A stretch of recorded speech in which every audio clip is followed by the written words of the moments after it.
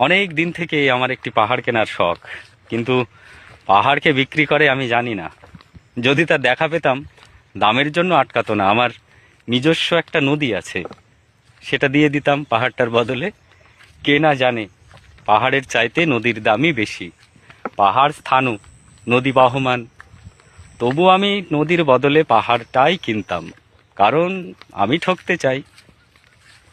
নদীটাও অবশ্য কিনেছিলাম একটা দ্বীপের বিনিময়ে।